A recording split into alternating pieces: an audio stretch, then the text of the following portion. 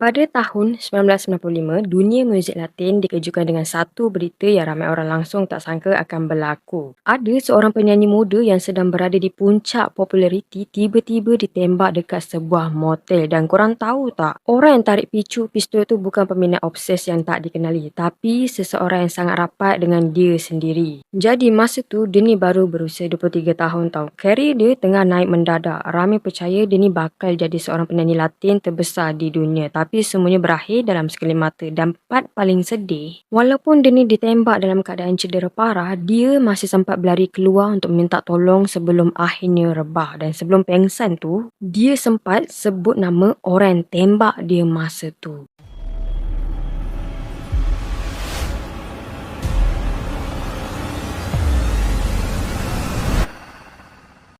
Sebelum kita cerita macam mana semuanya boleh berakhir dengan tragedi, korang kena tahu dulu siapa sebenarnya perempuan ni. Jadi dia adalah Selena Quintanilla dan pada tahun 1990-an nama dia ni memang sangat besar tau, terutama sekali dalam dunia muzik Latin. Selena ni lahir dekat Texas, Amerika Syarikat dan sejak kecil lagi dia ni memang dah dibesarkan dalam keluarga yang sangat minat dengan muzik. Ayah dia sendiri cakap Selena ni memang sejak dari kecil lagi dah berbakat tau. Jadi dari kecil, Selena dah mula menyanyi bersama abang dan kakak dia dalam satu kumpulan keluarga yang dipanggil Selena Wireless Dinos. Pada awalnya, bukan mudah untuk diorang berjaya. Diorang pernah menyanyi dekat restoran kecil, majlis tempatan dan pelbagai acara kecil semata-mata nak cari nama. Tapi lama-kelamaan, suara Selena ni mula menarik perhatian ramai orang dan benda yang buat Selena ni lain daripada penyanyi lain ialah personaliti dia sendiri.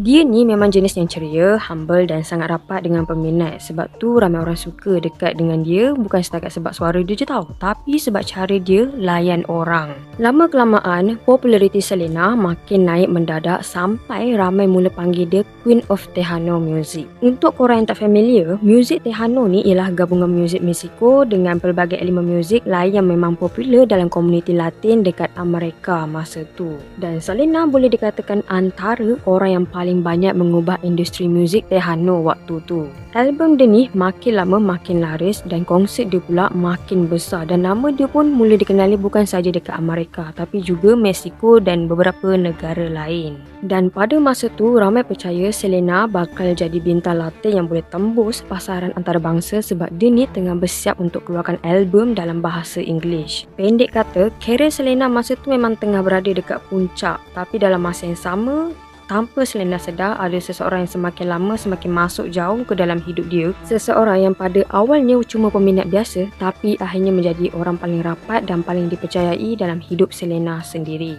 Dan dekat sinilah muncul seorang wanita bernama Yolanda Saldívar. Pada awalnya Yolanda ni cuma peminat besar Selena je. Dia memang minat gila dekat Selena sampai sanggup pergi macam-macam acara dan konsert yang melibatkan penyanyi tu. Dan lama-kelamaan Yolanda mula cuba rapat dengan keluarga Selena dan dia cadangkan supaya ada satu fan club rasmi diwujudkan untuk peminat Selena. Masa tu keluarga Selena memang nampak Yolanda sebagai seseorang yang sangat suportif dan betul-betul ambil berat tentang karier Selena. Jadi akhirnya Yolanda dilantik menjadi presiden fan club Selena. Dan dari situ hubungan diorang mula jadi semakin rapat. Bukan setakat urus fan club je, Yolanda lama-kelamaan diberi lebih banyak kepercayaan oleh keluarga Selena. So dia ni dah mula terlibat dalam urusan butik pakaian Selena dan banyak menguruskan benda berkaitan bisnes Selena waktu tu. Pendek kata, Yolanda ni bukan lagi sekadar peminat biasa, dia dah jadi orang dalam circle Selena sendiri dan Selena pula memang nampak sangat percaya dekat dia. Kalau tengok gambar atau rakaman lama diorang pun memang nampak hubungan diorang ni rapat sangat tau. Yolanda selalu ada dekat sekeliling Selena, ikut urusan kerja dan berada dekat banyak perkara penting dalam hidup Selena tu.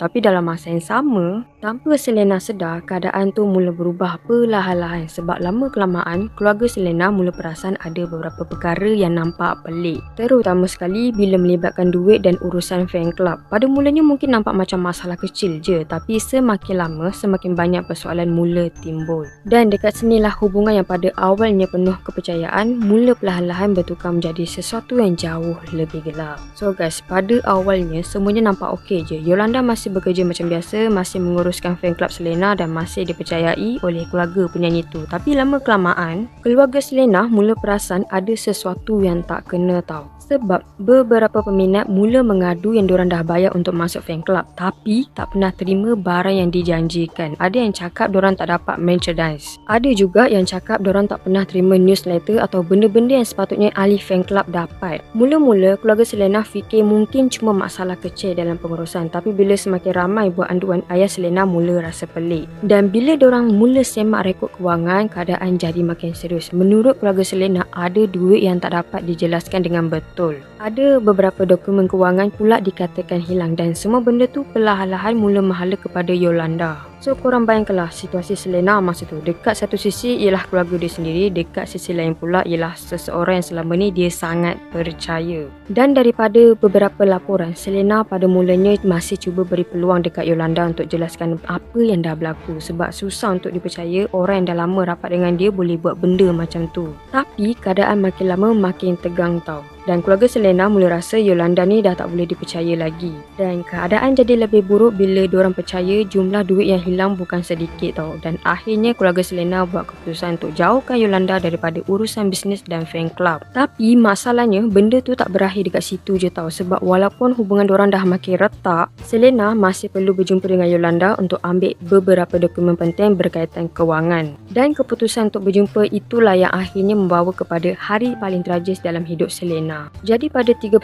Mac tahun 1995, Selena pergi berjumpa dengan Yolanda dekat sebuah motel di Corpus Christi, Texas. Masa tu hubungan diorang memang dah tak macam dulu lagi. Kepercayaan yang pernah ada sebelum ni dah mula hilang, terutama sekali lepas keluarga Selena mula syak ada masalah duit dalam fan club dan butik milik Selena. Tapi walaupun keadaan dah jadi tegang, Selena masih cuba selesaikan semuanya dengan cara baik. Sebab tujuan dia jumpa Yolanda hari itu ialah untuk ambil beberapa dokumen kewangan penting yang dikatakan masih berada dekat tangan Yolanda. Dan kalau ikut beberapa laporan, sebelum kejadian berlaku pun memang sebenarnya diorang ni dah beberapa kali berjumpa sebab Selena masih cuba mendapatkan dokumen-dokumen tersebut. Tapi pada pagi hari kejadian, semuanya berubah. Dan masa ni Selena berada dalam bilik motel tu bersama Yolanda. Dan diorang dipercayai berlaku satu pertengkaran antara dorang. Tak ada siapa tahu dengan tepat apa yang dibualkan dalam bilik tu pada saat terakhir sebelum tembakan tu berlaku. Tapi apa yang pasti, tak lama kemudian Yolanda mengeluarkan sepucuk revolver dan dalam beberapa saat je satu tembakan dilepaskan. Dan masa tu peluru tu terkena Selena dekat bahagian belakang badan berhampiran bahu dia dan kecederaan tu sangat serius sebab ia merosakkan saluran darah utama. Tapi benda yang buat ramai orang sedih bila dengar kisah ni ialah walaupun dalam keadaan cedera parah dan kehilangan banyak darah,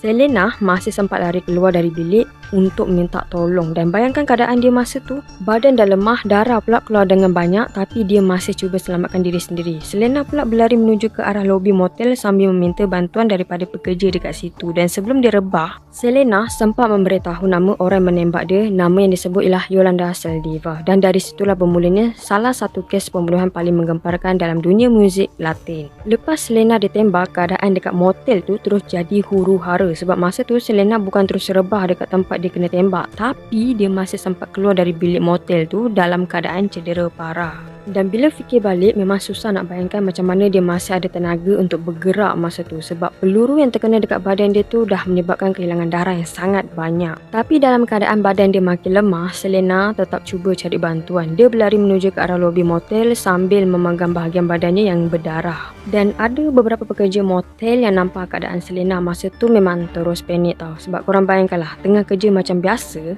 tiba-tiba seorang penyanyi terkenal datang dalam keadaan berlumuran darah dan sambil minta tolong. Mesti korang terus panik kan tengok keadaan dia macam tu. Dan menurut beberapa laporan, sebelum Selena rebah, dia sempat memberitahu siapa yang menembak dia dan disebut nama Yolanda Saldivar. Lepas tu Selena jatuh dekat kawasan lobi motel tu sebelum ambulans dipanggil untuk membawa dia ke hospital.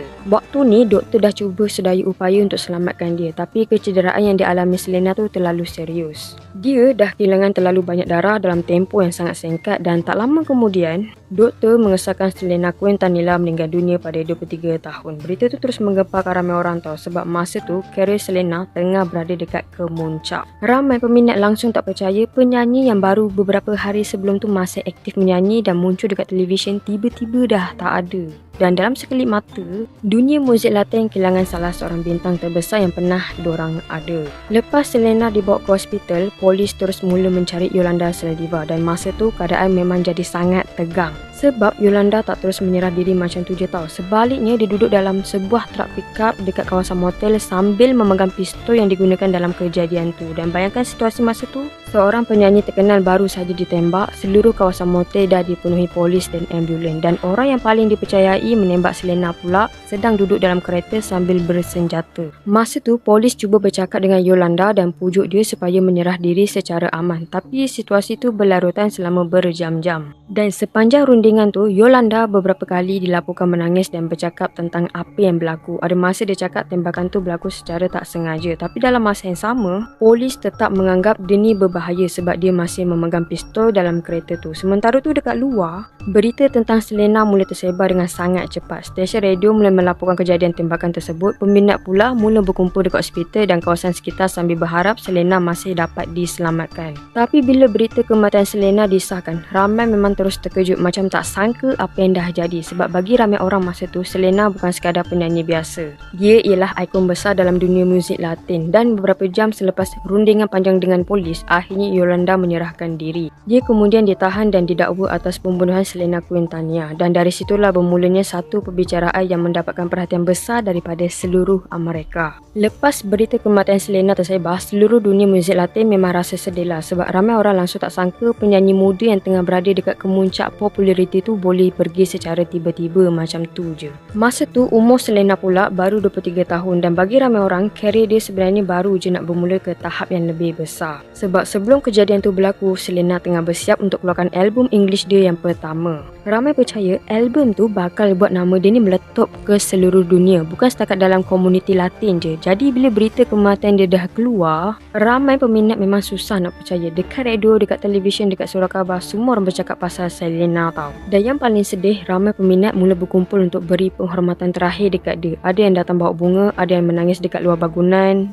dan ada juga yang berdiri berjam-jam semata-mata nak ucapkan selamat tinggal buat kali terakhir. Bayangkan betapa besarnya pengaruh Selena masa tu sampai kematian dia betul-betul bagi kesan dekat jutaan orang. Dan sampai hari ni pun, ramai masih anggap Selena sebagai salah seorang penyanyi Latin paling berpengaruh pernah wujud. Dan sementara tu, Yolanda pula dibawa ke mahkamah untuk dibicara atas pembunuhan Selena. Perbicaraan kes ni mendapat perhatian sangat besar daripada media seluruh Amerika tau. Ramai orang mengikuti perkembangan kes ni setiap hari sebab ramai nak tahu apa sebenarnya yang berlaku dalam motel hari tu. Dan akhirnya mahkamah mendapati Yolanda Saldivar bersalah membunuh Selena Quintanilla. Dia dijatuhkan hukuman penjara seumur hidup dengan peluang parol selepas 30 tahun. Tapi walaupun kes mahkamah dah selesai, bagi ramai peminat Selena, kehilangan penyanyi tu tetap jadi sesuatu yang susah untuk diterima. Sebab dalam sekelip mata, dunia kehilangan seorang bintang yang ramai percaya masih ada masa depan yang sangat besar di depan dia. Dan sampai hari ni, nama Selena Quintanilla masih lagi diingati oleh ramai orang. Bukan saja sebab suara dia, bukan saja sebab muzik dia,